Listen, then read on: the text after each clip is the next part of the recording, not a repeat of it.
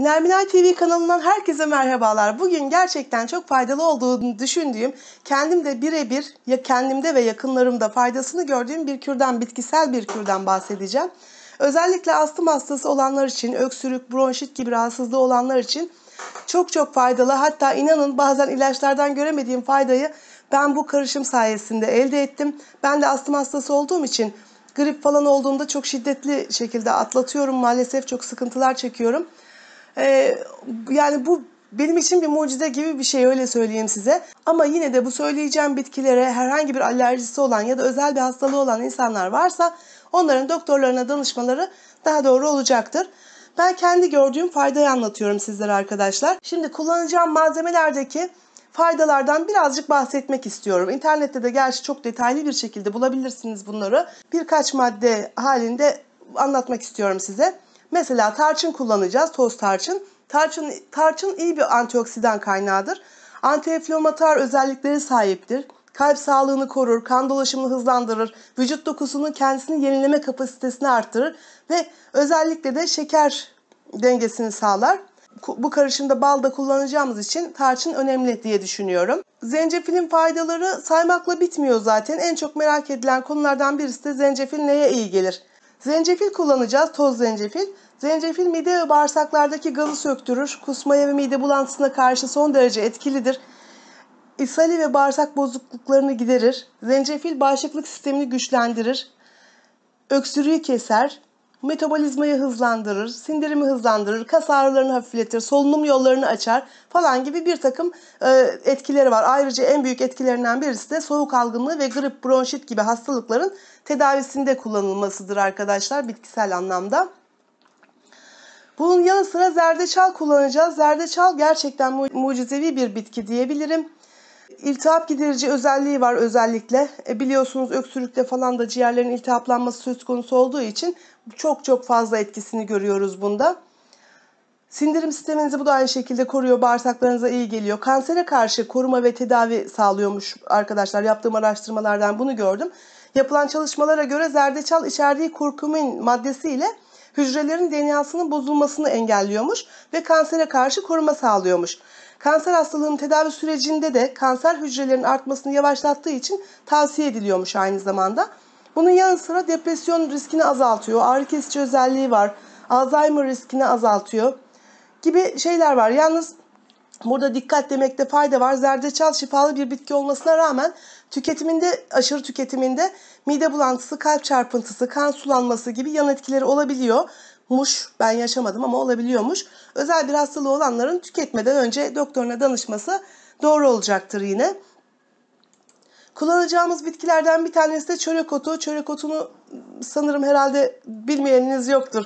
Zaten hadis-i şerif de vardı, 70'lerde devadır diye. Bundan dolayı çörek otu da koyuyorum ben içerisine. Bağışıklık sistemini güçlendiriyor. Bu da aynı şekilde iltihap kurutucu özelliği var. Kuru öksürük ve bronşite iyi geliyor. Kan şekerini düşürüyor. Gastrit ve ülsere iyi geliyor. Astım hastalarına iyi geliyor.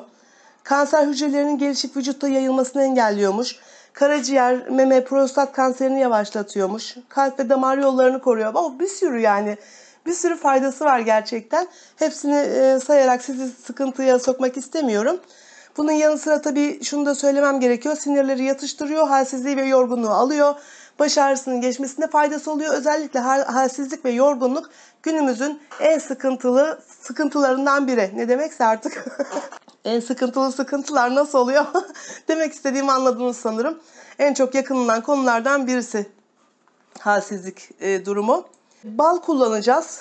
Bal da biliyorsunuz gerçekten şeker bal olmazsa tabii mümkünse, ama onu da bulabilmek biraz zor galiba. Yine de faydası oluyor arkadaşlar. Mesela antiseptik özelliği var. Antioksidanlarla dolu. Yani bağışıklık sisteminizi arttırıyor. Vücuttaki serbest radikallerin vücuttan atılmasına çok etkili oluyor. Sonuç olarak vücudumuzun bağışıklığına, kanser veya kalp hastalıkları gibi potansiyel olarak ölümcül olanlara iyi geliyor. Yine astım, öksürük, bronşit gibi durumlarda çok faydalı olduğunu biliyoruz. Ben dediğim gibi birkaç maddeyle hemen geçiyorum. Bunun yanı sıra karabiber kullanacağız. Karabiberde de devamlı öksürük ve soğuk algınlığında vücutta artan enfeksiyonu kemiklere yerleşerek vücudun halsiz olmasını sağlıyormuş. Boğazda kaşıntıya neden olan iltihaplanmayı da arttırıyormuş. Ancak karabiber içerdiği C vitamini sayesinde enfeksiyonlu hücreleri vücuttan atıyor. Dolayısıyla öksürüğümüze çok ciddi anlamda katkısı bulunacak. Bir sürü faydası var aslında da ben şu anda öksürük, nefes darlığı gibi problemi olan insanlara bir şeyler anlatmaya çalıştığım için sadece bu kadarını söylemem yeterlidir sanırım. Yani bunun da bir sürü faydası var. Göz sağlığı için işte A vitamini var. Korneayı koruyor, görme yetisini arttırıyor.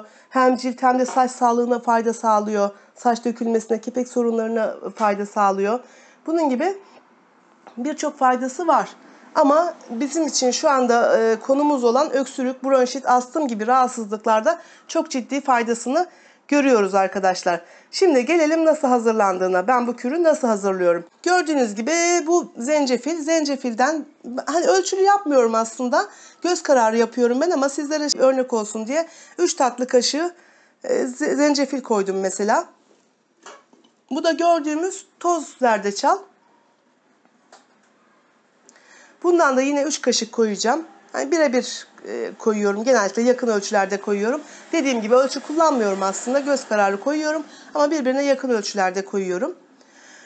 Bolca çörek otu atıyorum içerisine. Ağzınıza tane tane geliyor bunlar. Onları özellikle çiğneyerek yiyin. Çok da lezzetli bir şey aslında. Çiğneyerek yerseniz çiğnendikçe içindeki yararlı maddeler ortaya çıkıyormuş çörek otunda. Ondan dolayı ağzınıza gelenleri yutmayın, çiğneyerek yutun. Yine gördüğünüz gibi tarçınımızdan koyduk belli bir miktarda. Onu da 3 kaşık koydum. Karabiber koyuyoruz arkadaşlar. Akmıyor.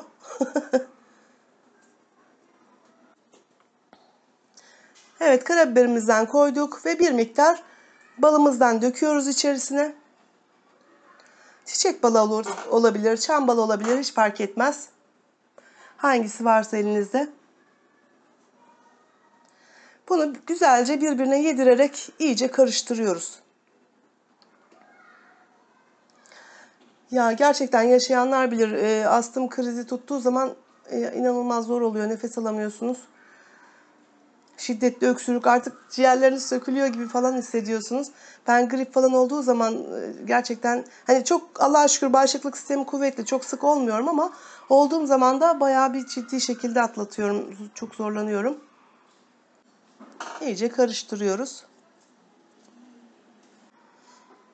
Çörek otu kullanabildiğim kadar kullanmaya çalışıyorum.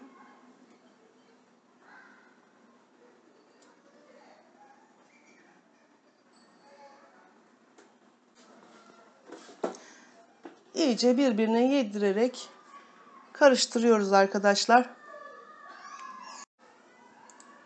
Genelde cam kavanoza koyuyorum ben.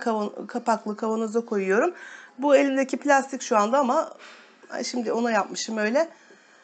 Böyle ama normalde cam kavanoza koyuyorum. Ve günde 3 defa sabah, öğlen, akşam şöyle dolu dolu bir çay kaşığı kadar almam yeterli oluyor. Mümkünse aç karınla alıyorum ben bunu. Ve ya anında hani o 1-2 saat içerisinde rahatlatıyor. Öksürüğünüzü yumuşatıyor. Nefes almanızı kolaylaştırıyor. Gerçekten ciddi anlamda rahatladığınızı fark ediyorsunuz. Yani benim babamın mesela ciğerinde leke çıkmıştı. Biyopsi falan yapacaklardı. Çok korkmuştum o zaman, hani Allah korusun başka bir hastalık mı var diye.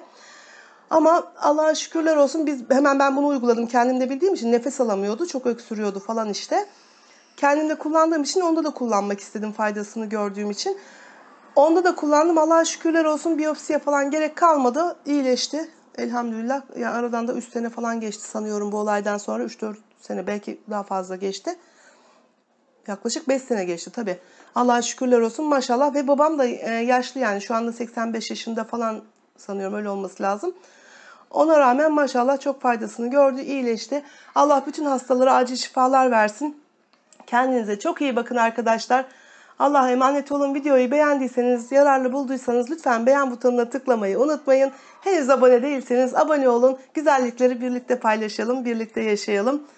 Allah'a emanet olun. Hoşça kalın. Sağlıklı günler diliyorum.